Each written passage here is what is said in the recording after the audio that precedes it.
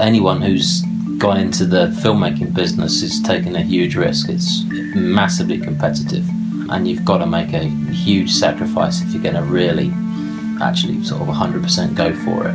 I love being in the creative environment. I spent 10 years doing finance, and that was kind of soulless, to be honest with you, and I've always sort of been very imaginative. I used to play things like Dungeons and Dragons and Warhammer and stuff where I was using my imagination all the time. As a kid I drew comic books, and I just love it, being in a creative environment. I mean, there's no 2 days are the same. One day you're shooting a drama like EastEnders, the next day there's a horde of werewolves coming at you, and it's brilliant just being involved in that process. I'm James Atkins. I've been making films since 2008. Writing and directing is my passion, and I studied at the New York Film Academy. When I was in New York, I directed The Ghoul Lord, and that is actually all about Dungeons and Dragons. The film I'm looking to make is called Dysfunction.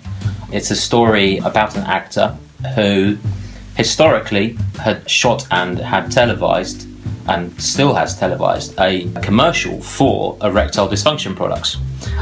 So when he's seen, people recognise him for that. So when he's going for auditions, if he's going for instance, in the script there's a time when he goes for an audition to be Abraham Lincoln, they recognise him, and it's like, oh, you're the guy from that commercial. We can't have Abraham Lincoln being somebody with erectile dysfunction. So he's basically being typecast.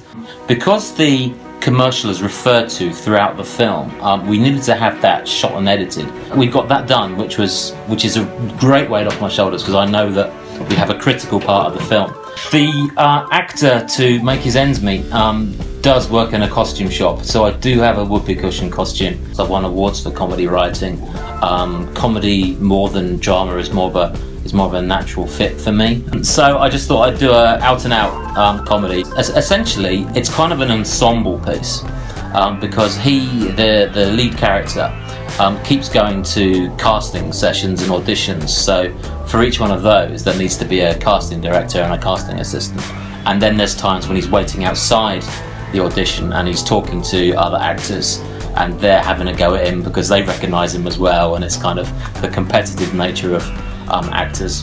Depending on how high a budget we can get will determine whether we can hire a higher spec camera. In an ideal world, I'd love to shoot it on Alexa or a Red. We'll be shooting it up in London. I will need a script supervisor because there are some long scenes. I will need an AD, I will need a sound person. So any sound people out there, please do get in contact.